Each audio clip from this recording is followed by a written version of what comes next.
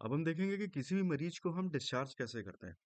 तो डिस्चार्ज करने के लिए सबसे पहले तो जिस भी यूजर आईडी से हम डिस्चार्ज करेंगे मेक श्योर वो डॉक्टर हो। लॉगिन करने के बाद में सबसे पहले हम आईपीडी पे क्लिक करेंगे। डिस्चार्ज में आप देखोगे admission discharge transfer as a basically 3 step process. सबसे पहला है discharge initiation, after that discharge summary, फिर verify discharge.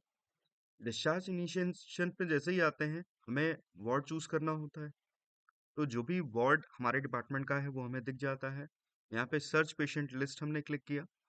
Search patient list click करने पे जो भी पेशेंट्स हमारे वार्ड में अवेलेबल हैं वो सारे पेशेंट्स हमें दिख जाते हैं। जैसे आप ये देखोगे कि यहाँ पे एक पेशेंट अवेलेबल है, उसको मैंने सेलेक्ट किया। अब इसका डिस्चार्ज टाइप मुझे चूज करना है कि पेशेंट क्योर्ड हो गया, एक्सपायर हो गया, ट्रांसफर हो गया, डामा हो गया, लामा हो गया, एब्सकॉन्ड या रेफरल है। तो सबसे पहले मैं क्योर्ड चूज करके यहाँ पे सेव पे क्लिक कर देता हूँ कि पेशेंट क्योर्ड हो गया। अब आते हैं डिस्चार्ज समरी पे।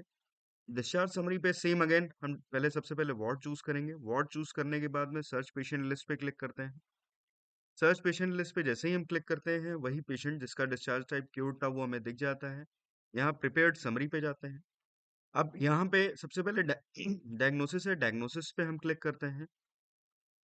तो ये प्रोविजनल डायग्नोसिस पहले की इसकी एक बनी हुई है, पहले मैंने डिस्चार्ज किया। अगर कोई नई नई डायग्नोसिस है तो यहाँ पे हम क्लिक कर देते हैं और जो भी डायग्नोसिस है, जैसे सपोज ये आपको प्रीफिल्ड डायग्नोसिस दिखाता है, आप उसको चूज कर लेते हो। ये डायग्नोसिस जो है वो एज पर ICD-10 कोड है। तो मैंने यहाँ पे लेग पेन चूज किया, उसका ICD कोड यहाँ पे दिखा दिया उसने कि M79.6 होना चाहिए। फिर मैंने यहाँ पे सेव पे क्लिक किया और इस डायग्नोसिस को मैंने चूज करके ऐड टू डायग्नोसिस समरी कर दिया। अब condition at the time of admission, यहाँ पे जो भी कंडीशन है वो आप भरोगे। ट्रीटमेंट डिटेल्स आप यहाँ पे भरोगे। Condition at the time of discharge यहाँ पे आप भरते हो। ब्रीफ समरी जो भी आपको भरनी होती है वो भरते हो। फॉलो अप इंस्ट्रक्शन जो है वो आप भर देते हो। फिर फर्दर कोई प्रिस्क्रिप्शन देना होता है तो यहाँ पे आप ड्रग उसको प्रिस्क्राइब कर सकते हो। जैसे मैंने यहाँ पे 100 mg पैरासीटामोल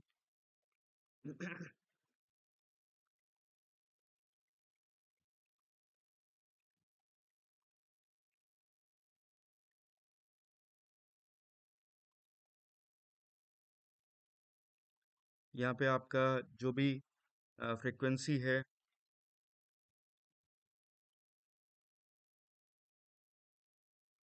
वो भर देते हैं। ड्यूरेशन मान लीजिए हमें 6 दिन के लिए देना है और फिर रिमार्क में जो भी रिमार्क हमें भरना है वो करके हम यहाँ पे सेव पे क्लिक कर देते हैं। तो हमारा ये आप देखोगे कि एक प्रॉपर डिस्चार्ज बन जाता है। प्रिपेयर्ड बाय जिस भी डॉक्टर ने लॉग इन किया होगा उसका प्रिपरेशन में नाम यहाँ पे आ जाता है और डेट एंड टाइम आ जाता है।